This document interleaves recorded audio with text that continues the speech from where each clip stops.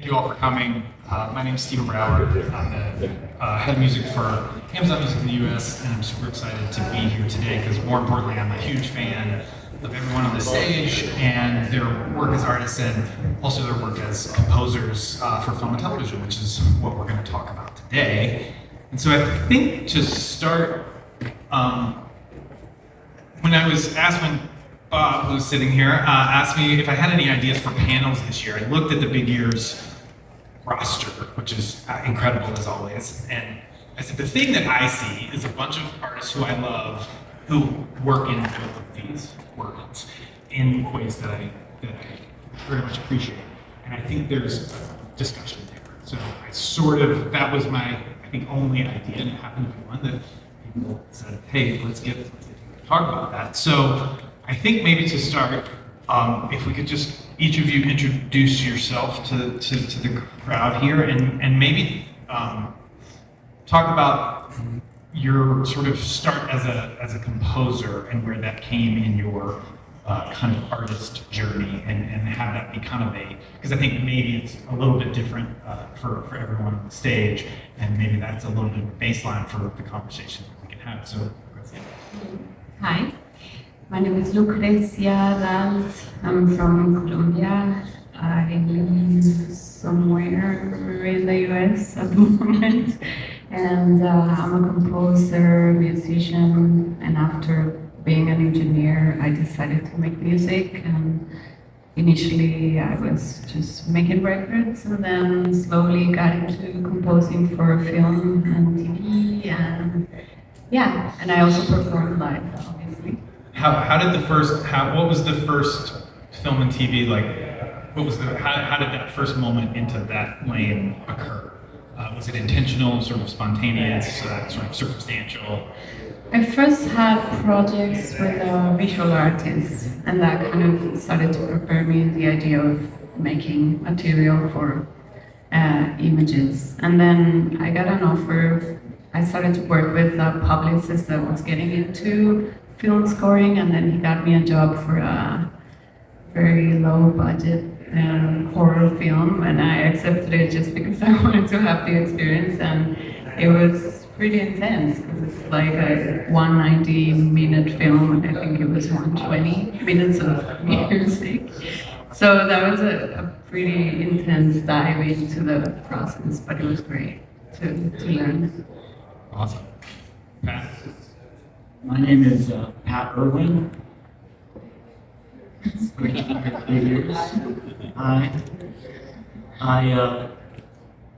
I'm here with a band called Sus, which I'm very happy to be a part of at this point in my life. I moved to New York City in the late 70s to be in a rock and roll band and to play at either CBGB's or Max's Kansas City. And it's all I wanted to do at that time. And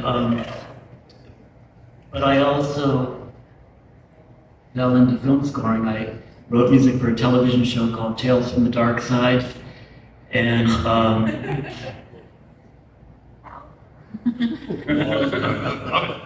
and then I wrote music for a movie, a really amazing indie movie called Variety by Betty Gordon, and then gradually just did more. I was in a band called Eight Eyed Spy, and the singer in that band was Lydia Lunch, and I was also in a band called the Ray Beats.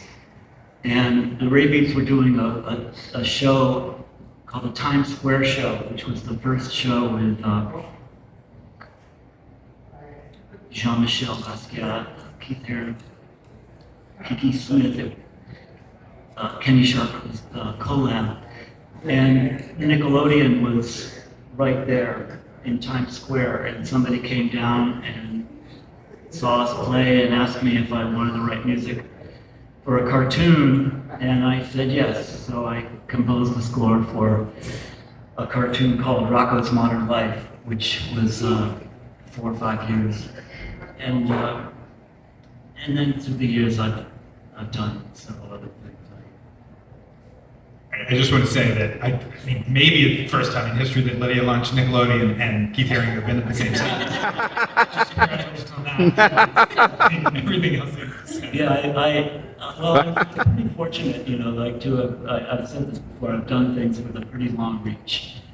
I wrote music for Bored to Death, Nurse Jackie, SpongeBob, and I'm presently composing the music for Dexter.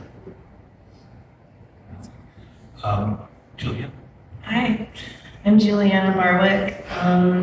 I make records, I perform live, I've scored a few things. The way I got started scoring was with my friend Zia Anger, who makes music videos, and she had a film come out recently called My First Film.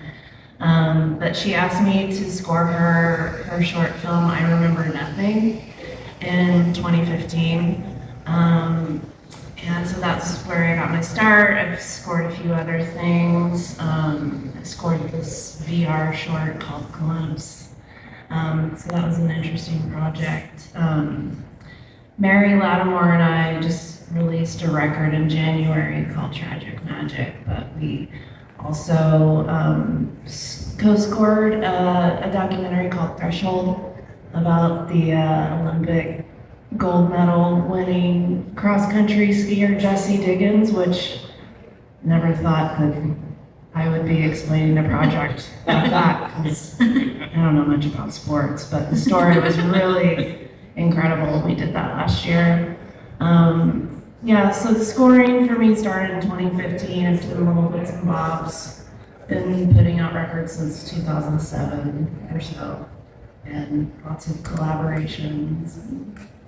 Yeah, living LA. Let's go. Amazing. Chuck? I'm Chuck Johnson, and I record albums and tour under my name. And I spent my formative years in Chapel Hill of the 90s, and it was towards the tail end of that time that I connected with a filmmaker who was a fellow at the Duke University Center for Documentary Studies. And her career has kind of like taken off since then, and I've had the good fortune of being the only composer she wants to work with. So together we've done several TV series now, several features for HBO and Amazon. Just wrapped one up at the end of last year that almost killed me. And yeah. Awesome. Mary. I'm a harpist, Mary Lattimore. I grew up in North Carolina, but now live in LA. I also play live a lot, tour a lot, make records, but have gotten into scoring. My first scoring opportunity came kind of through friends that I met in Rochester where I went to college. These friends are in the band Espers and some other bands, and this was like in Philly in 2005. We came together to compose an alternate score for the Czech New Wave film Valerie and Her Week of Wonders, which was really fun. So it was like a 14-person orchestra that got together to reimagine the original score, and then we took that, got the original print of that film from the Czech National Archive. They let us use it, and we took it, we put it in our van, and we drove around. We did some shows with that, live scoring that film. I also, like in the beginning, like I worked at a record store in Philly, and I had a coworker, Isaac, and he made horror films, and I scored his film Simon Says, which was about little kids who kill their parents. And then when I moved to LA, my roommate Kate was the assistant editor of the Mr. Rogers documentary, Won't You Be My Neighbor? And Kate was like, I think you should score stuff. Let's try to get you into this world. And she was like, she introduced me to the composer, and they let me score the little part where Mr. Rogers meets Coco the gorilla, which was so sweet, and it was just like a little blip in the movie, but I feel like it was such a joy to compose that for that moment. But yeah, after that, have scored some documentaries and an animated short and some other shorts, and this documentary with Juliana. Strangely, it's just the second documentary about sports that I've helped score. So Amazing. Thank you all. As you were talking, I realized I inadvertently stacked the panel with North Carolinians. I'm also from North Carolina. So that wasn't intentional, but whatever. It brings a lot to mind. The first thing I wanted to ask about is, and I mentioned this to you, Pat, earlier. So speaking of North Carolina, I drove 2 days ago from Georgia to Knoxville through Western North Carolina as well, and I took all of your work, both score and like album projects that were available, and threw them into a playlist and put that playlist on shuffle, and did not look at the screen to see what was playing. And so I drove the whole way. By the way, a few of your cues came up when there was like a state trooper behind me, and it was like, it was the whole thing. I was like, oh, anyway, that's a separate thing. But one thing that I did that to sort of try to see if I could identify sonically, like what was a cue and what was an album track. And like, some were very clear and a lot were not. And I would like go look at the screen and I'd be like, oh, this is from your record, or this is from like, oh, this is from The Baby, but I thought it was on the record. And so I guess my question for each of you in that is, are they fundamentally different modes of creation, or are there moments, and the answer could be yes to both, are there moments when you're working on something that is specifically for media, but you're kind of like, this could be like a my song moment. And so I'm just curious how you sort of compartmentalize that for each of you, whoever wants to jump in first. Yeah. Yeah, I guess I take the last sentence you said, because definitely you are affected by what you've been asked for, like The Baby, for a TV show I did for HBO. It's like the creators already wanted a very specific language they wanted to work with, very weird voices, and they wanted to work with synthesizers and so on. So that defines already like a palette, at least to start with. Or the latest film I did, which was about a composer in the 70s. So I had to make the music that she was making. So I had to definitely use only gear from that time, which I don't have in my studio except for a reel-to-reel and a couple of things. So that for me, at least, when the story is already kind of suggesting, or the creators already are telling you what they desire, what they hear, what they think about, or they have a playlist or whatever, that defines already how you're gonna work. And that, is the main difference for me, because you're working towards the vision of someone else and not yours, and that changes and defines things. But for The Baby, I don't know, they were like really open with the stuff that I was offering. So in that sense, I felt very free, and there are times that definitely I'm like, this is almost like a pop weird song, and it could be in one of my records for sure. And yeah, when that happens, it's really cool, because then you feel like you're more of an artist and less of just the role of the composer, which I really like. But I know it's a difficult place to be, especially when you're trying to satisfy the project. Sure. Pat, I would love your take on this, because I know, just based on what you just described, you've done a lot of episodic television, and I would imagine, just from what I know about, a lot of what she was just describing would come into that, where it's a very collaborative process with the showrunners or creators. For you, have they been more sort of compartmentalized, like kind of modes of creation, or how have you approached sort of creation in both mediums kind of throughout your career? Well, every project I've worked on has been different. the cartoon Rocko's Modern Life, never in a million years would I write that music for myself.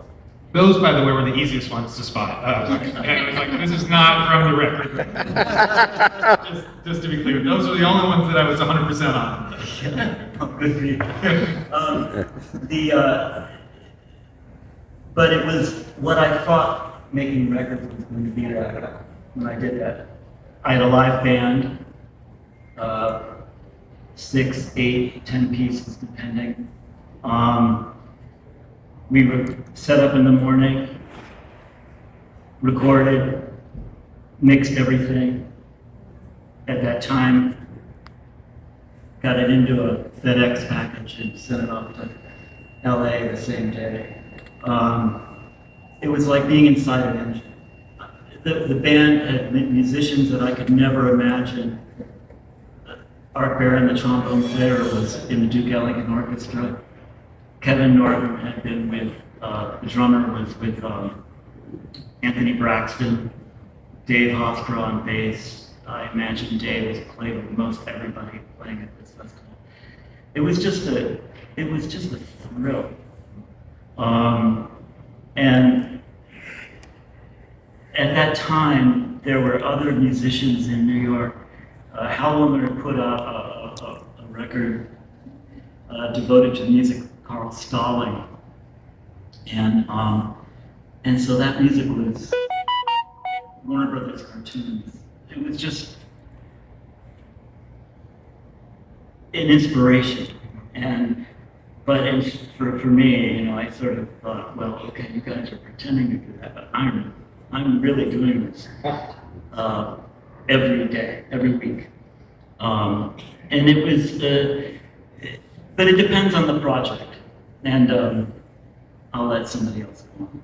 Sure, I'm curious, for Juliana specifically, I know that like the Threshold score that you mentioned, at least came out, or I became aware of it very close in succession to the release of your new record, and I'm curious if the sort of writing and recording of those projects were overlapping, or like, was there a moment where there was any kind of dissonance between, well, this is for that, or this is for the record, or has that ever been your experience in anything that you've worked on? They didn't happen at the same time. No, we had already finished our record. We had recorded our record in 10 days in Paris in January last year. And then Threshold came as like another opportunity. Like a few months after that, right? You started in like May. Yeah. But I feel like for other things, it's been cool because I've been able to use like demos that just like sketches of ideas for my record that maybe sounded better with the film. You know, I think like sometimes when you love to improvise and jam and you record yourself, then you just have this big pot of things that you've made in the moment, and like your kind of like your diary or something like that. And then you're like, oh, this could go here, this could go here, and this has a vibe that sounds like a cult who loves aliens and thinks that the aliens are coming back. You know, rather than like your personal heart's diary that you're giving to your record, you know? Sure. That brings to mind a question that I actually wanted to ask. So it sounds like they weren't sort of overlapping in terms of the creation, but in terms of the promotion, for lack of a better term, maybe they were. And I actually noticed that I know that your record that came out last fall came out very closely with the Rabbit Trap score as well. Mm-hmm. I'm curious if for either of those scenarios, is there any thought, concern, or not in terms of like as your sort of artist place in the world, in the media landscape, etc.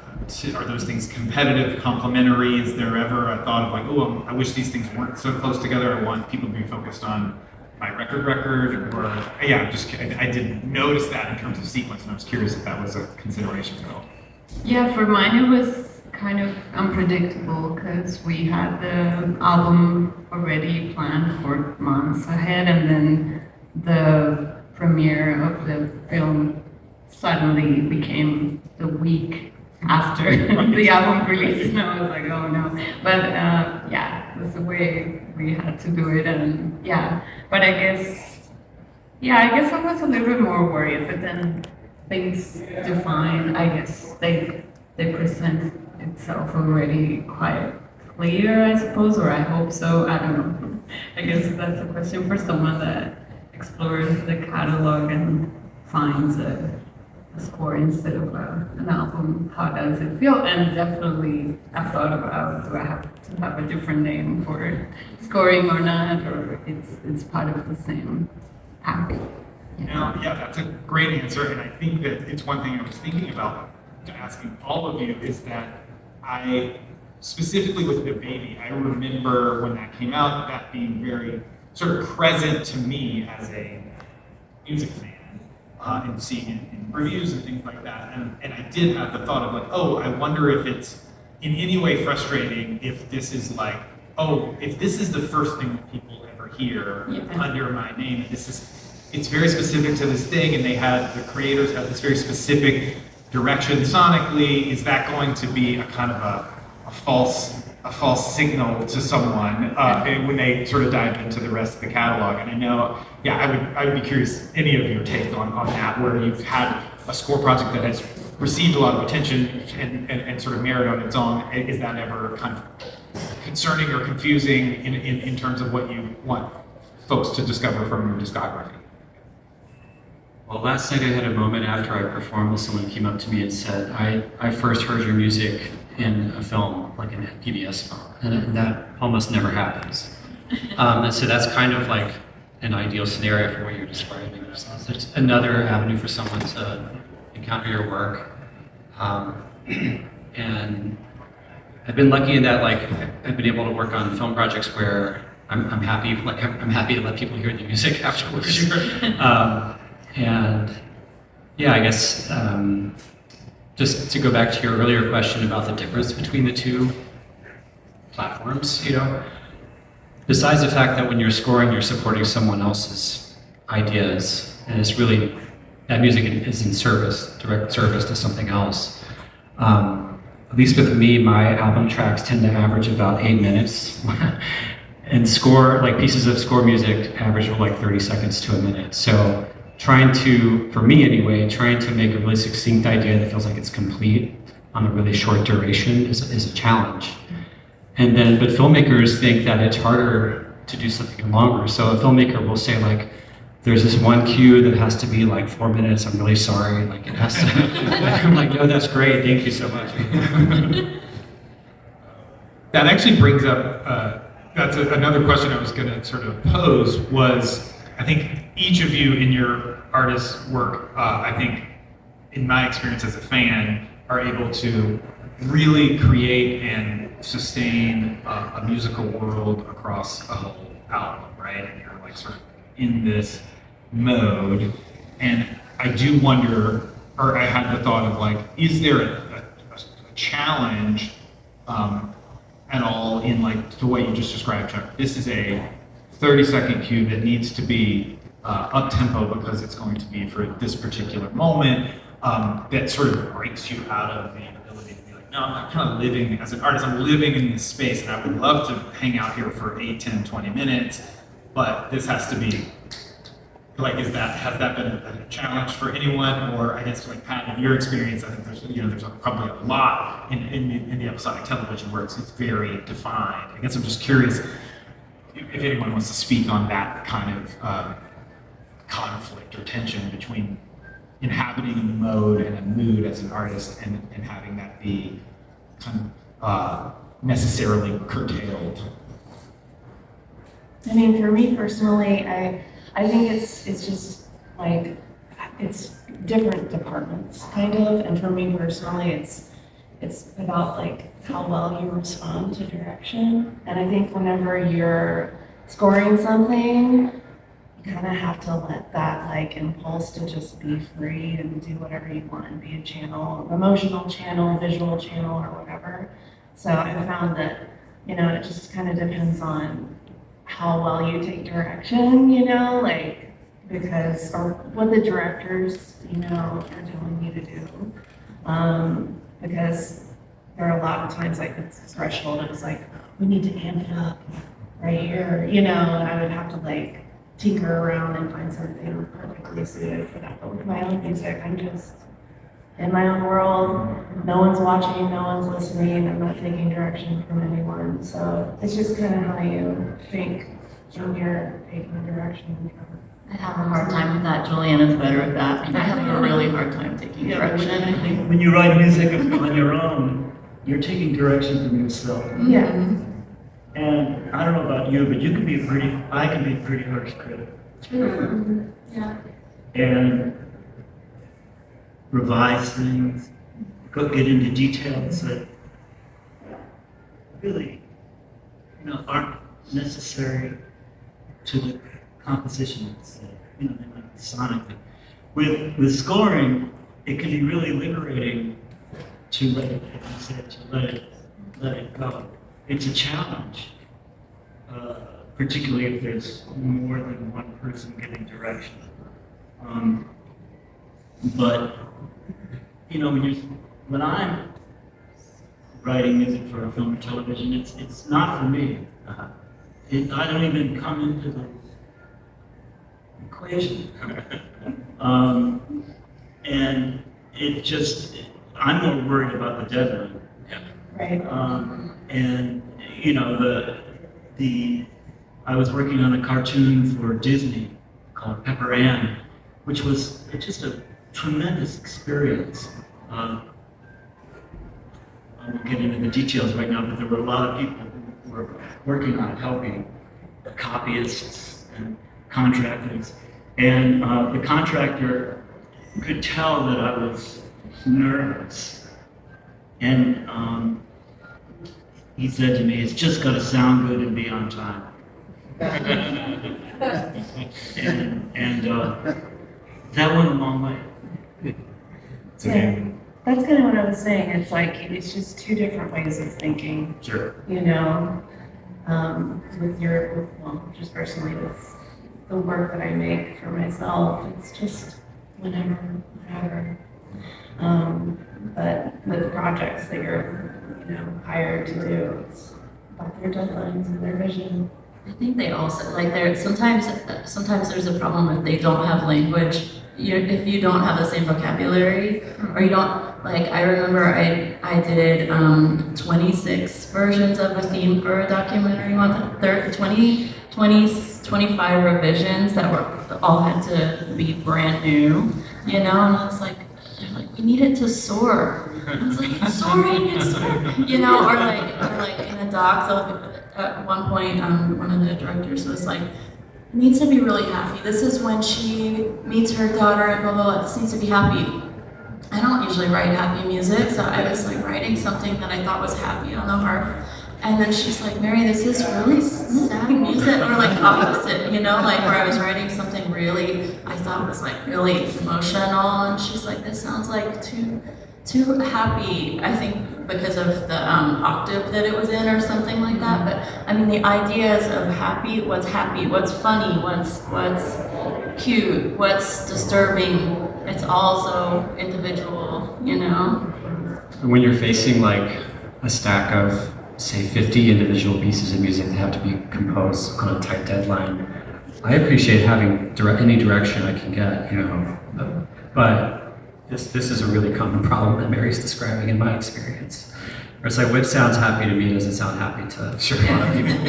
And for the last 10 years, I've been playing pedal steel guitar as kind of the main voice on what I do. And a lot of people think, well, that must work great for film music. And sometimes a filmmaker thinks they want to hear that, but it's so evocative, and it sounds like a human crying. So I ended up, yeah, I do too. It's so good. But it's really hard to fit that into a lot of film projects. That brings me, I have 6 more questions I gotta, now, it just came up, so thank you guys for, I didn't prepare very well, but you're doing all the work here. Mary, you mentioned soaring as a direction, and I had the thought last night when I went to you guys' set at the church, and when you played the Four Sleeping Princesses, or is that what's okay? Yeah, I had the thought in my mind. I was like, wow, this I love that song, by the way. And it has this sort of momentum of a song that could be from a piece of media. And so I wonder for anyone on the panel, if as you're given your experience as composers and the directions that you'll receive about more of this, less this, we need this, evocation or what have you, does that at all inform your sort of artist process in the sense that we're like, oh, this is what serves this song. This is the right song for the right sort of momentum for Four Sleeping Princesses, and maybe that will make it a good fit for film and TV licensing or anything like that. Is it even subconsciously coming out? I think the momentum for this particular song comes from working with Juliana and us, like building something, to like layers and layers and layers. And this like primarily, at least for me, comes from collaboration with my friend rather than thinking like, oh, this would be good for a film or something like that. I mean, you kind of hope.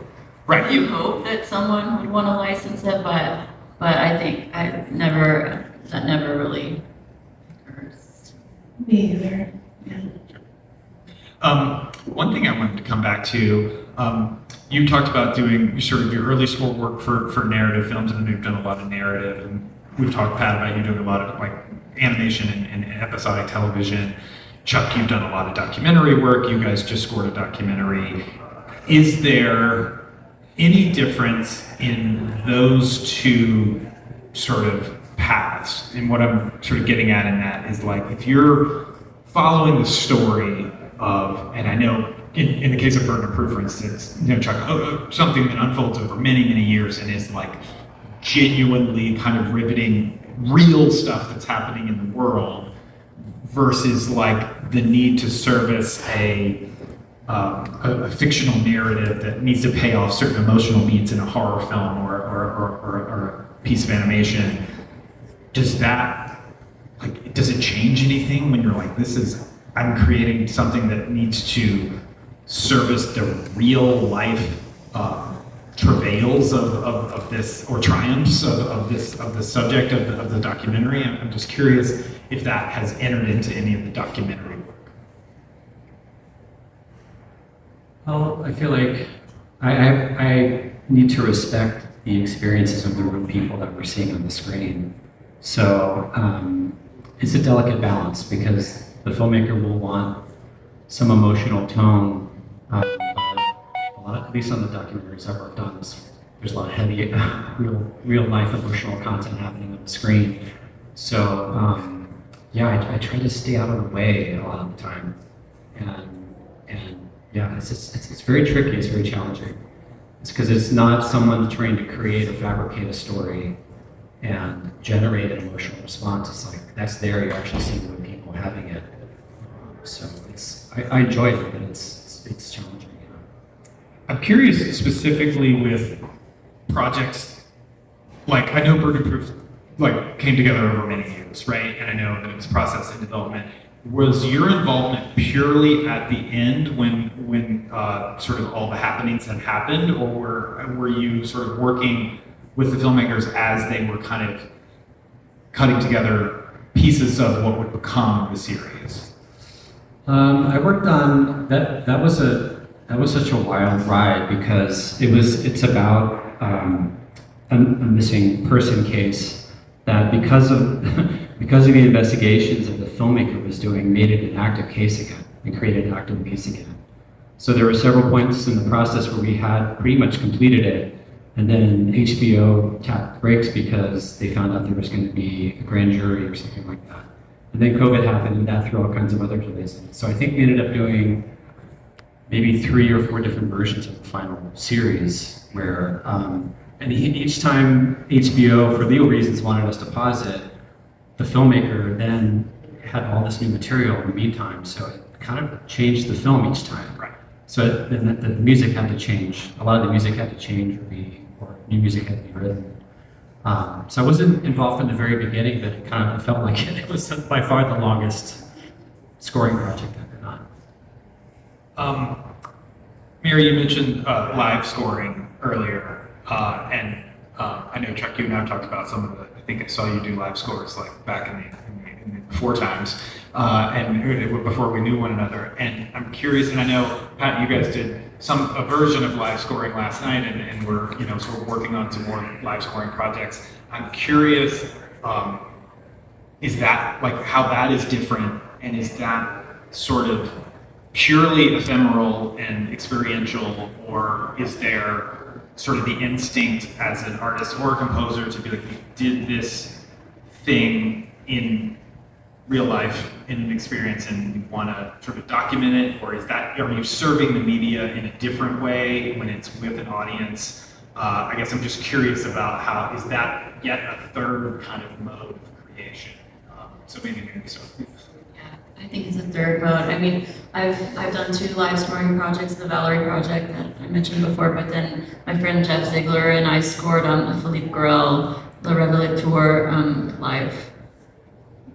live scoring experience. We performed it a couple places, and both times we felt like we wanted to record it. So records are available for both of those. And I feel that, you just, with the live scoring, the 2 that I've done, we were so meticulous about it, and I feel like it was something that we didn't want to feel so ephemeral because we worked so hard on it, But, I feel like it would be really fun to live score something in the moment. That's a dream, to just like be asked to do it, and then to just, maybe watch the film once in advance, but then just like really write something based on the the emotions that you're feeling in the moment.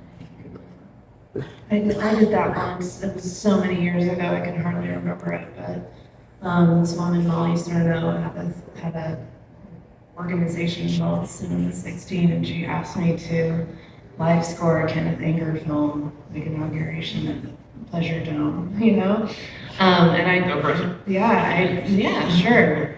I mean, obviously that film is so, beautiful and crazy. But I almost forgot that I did that. But I truly just did it live in the moment. And that is, like you said, that is another palette. That's a completely new way of thinking. Yeah, I was just responding to what I was seeing on screen and coming up with stuff.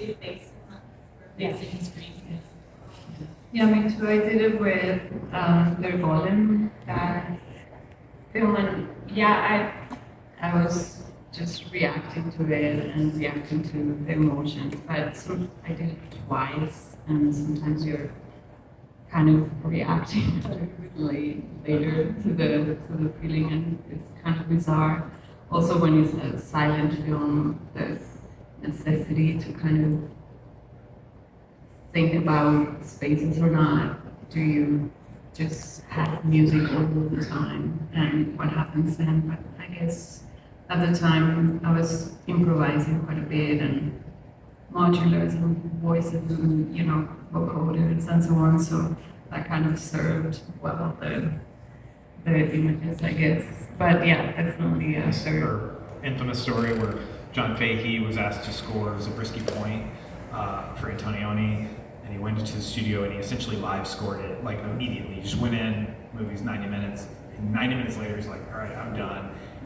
But then he told Antonioni, oh, I'm really struggling with it. I'm really like, I can't really crack it. And he stayed in there for like 2 weeks and made 2 records, like just used the production budget to like make 2 records. Right. And then Antonioni hated the score. They didn't use any of it. There's like, and then they got in a fist fight in a restaurant, and there's like a whole thing. It's in John Fahey's book. Like, you should read it. It's incredible. I don't know if it's true or not, but it's an incredible story. But it's somehow in this mode. But that kind of brings me back a little bit to, we talked about the records that have come out, like the score albums that have come out. And Pat, we talked about how maybe a lot of your work that you've done as a composer it has only lived in the media and hasn't come out as like an album project. Is there any, like, how much sort of, as a composer, how much do you want, not want, have control, not have control over that sort of experience? And I know, Lucrezia, you mentioned that, like, yeah, you didn't know that Rabbit Trap was going to come right on top of your record. I guess I'm just curious, and again, in this world of sort of everything being on DSPs, et cetera, and what the sort of, like for instance, I kind of like follow all of you guys on Amazon Music, and I'll get a notification like Chuck Johnson has a new album, and sometimes I'm like, oh shit, and then sometimes it's like, oh, this is a score project, and this is a new album, but it's sort of, even as a fan, I'm like, do I put that in a different box, and is that what you want to be happening to your follower? So it's, I guess I'm just curious on that topic in general about the like commercial consumption of this work under your sort of artist names, and to your point about whether or not it should be under a different moniker. Yeah, just anything on that topic that sort of springs to mind. I'm curious. Don't all go at once. Well, I mean, when I write music for any soundtrack, to be honest with you, when I'm done, it's not mine. And I don't feel bad about that. I wouldn't mind having more things released, but it's just, I'm much more comfortable making things than, I mean, I like to make things. I like to make music. I'm not that good at selling it or getting it out there. If it's Netflix, Amazon, Nickelodeon, it's not mine. And so I'm just not particularly, I love the fact that it's out there. I had the most incredible experience the other day, recently. I was teaching at Brooklyn College, and I had written music for a kids show called A Little Curious. Theme song was great. The Manhattan Transfer sang it, which was a ball. And there was this one woman in the class. She never spoke, ever. She was very shy. Her hair covered most of her face. And I played the theme song, and she, for the students, and she practically leapt out of her seat. And she said, I used to listen to this every day with my mom. And that made me, I mean, what was that? or you know, in Rocco's Modern Life, we were talking about kids, and it was a dad goes to work day at school, whatever that is, and you know, this one little boy came up to me and said, and Rocco is a wallaby, and he goes, do you know Rocco? So sweet. That works for me. Rather than being on Spotify. I can hear the Rocco's Modern Life in my head right now. As we're talking about, I can hear the theme in my head. Yeah, that was fun. I mean, I really like to make this stuff, and I'm fortunate that it's out there. But to be honest with you, I could care less if it's on Spotify or any of the streaming services. I don't need to be more famous. I don't need to have my stuff. I get to make it in the first place. Sure. And sometimes you know, I've had things get canceled after what feels like a minute, or you know, and that hurts. You know, you put a lot of work into something. So I'm not oblivious, but basically my answer to that is I like to make this stuff. I think because it's such a especially hard time for record labels, that it can be hard to make the case to do like an official release of the soundtrack. Yeah. And I don't know, I don't know if a listener is familiar with my music, looks at my catalog and sees that something is a soundtrack, if that's something they would skip over or not. So I've been pretty selective about it.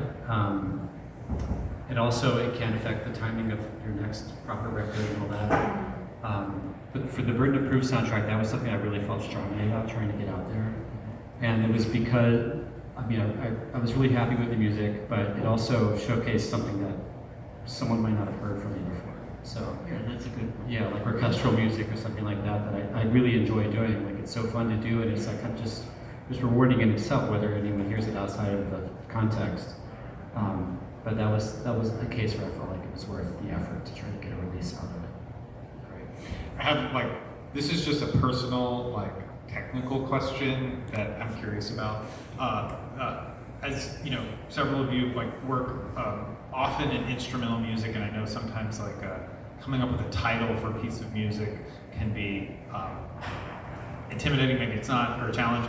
But for instance, when I announced this panel on my own Instagram, I used Night of Disappearance from the Burden of Proof soundtrack, and that got me thinking of is it frustrating or liberating to have this has to be called main title or Rachel leaving? It's just because I do think about in any medium where you're what do I call this piece of art or this instrumental thing? Is it at all? Is it frustrating or liberating, or you don't care either way? Anybody in the titling cues for scores rather than? I've never been questioned about it, and I actually choose kind of random and sometimes unrelated names, and no one has complained so far. So yeah, that's cool. Okay. Any questions? I think we've covered a lot of ground. If anyone has a question for the panel, Bob. It's not so much a question, but it's more of a statement. Pat touched on it a little bit, and Chuck did as well.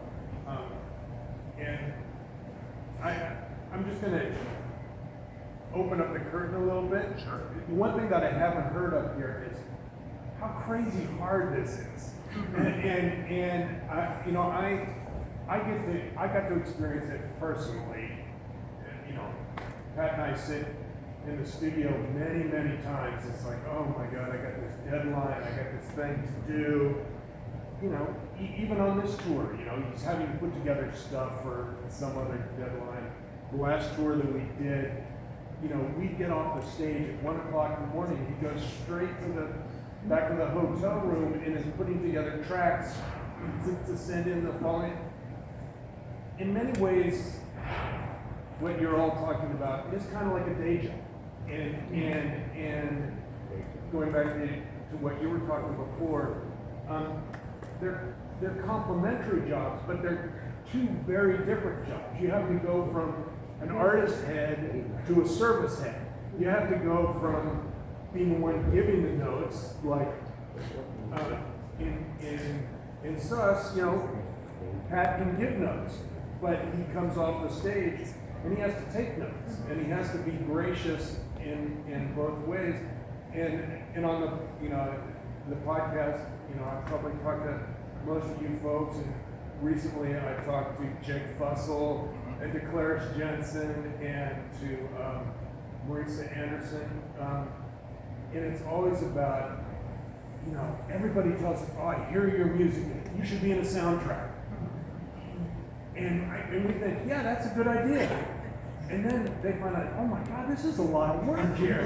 This is crazy. And then all of a sudden, no one's talked about the budgets here, but no one's getting rich off of doing this stuff. And it's, so I just wanted to commend you all for doing amazing work on top of the amazing work that you're already doing as artists, because you really need to think of those two things together, because they're two completely different. Yeah, thanks for saying that, Bob. Does that resonate with you guys? I assume maybe. I guess that does bring to mind a question. I worked with a band once, Ozomatli, LA band, and they're a big collaborative group with a lot of voices, maybe like us, where everybody's writing songs and bringing them in.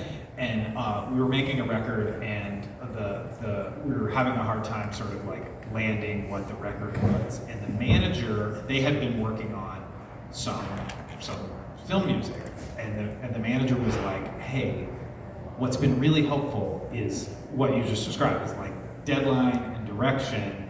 And she sort of asked me to sort of act as if they were recording for them to be able to like hone in on the record and obviously not compromise the integrity of it, but to just sort of focus. Has that ever come? Have you ever brought have any of you brought any of that sort of pressure or organization or whatever you would call it of the deadline into finishing a record or sort of like moving you towards making a record sort of more quickly or in a more focused way, or not? Yeah, I was surprised in that experience that was effective, but it was also corralling a bunch of maybe disparate voices in the band. But I don't know.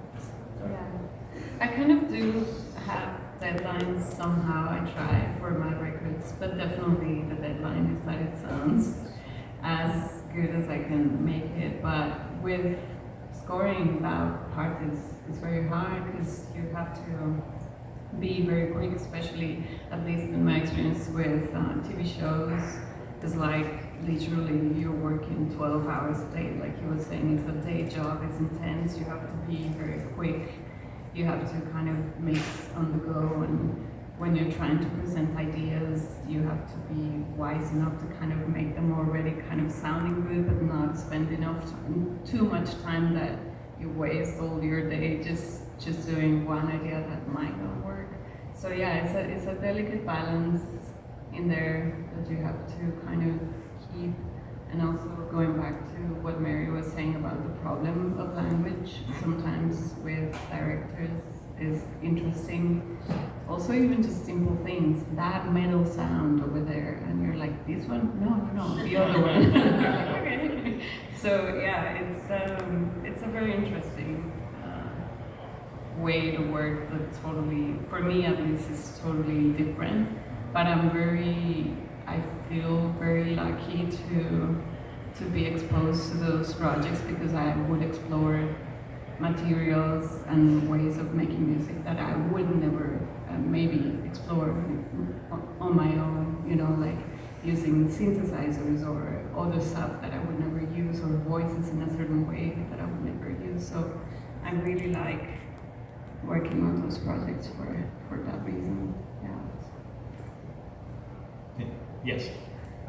Just curious how you all are viewing the role of AI in music, and particularly with scoring stuff. If it's going to affect it, it has affected you in any way already, like, what are your thoughts on it?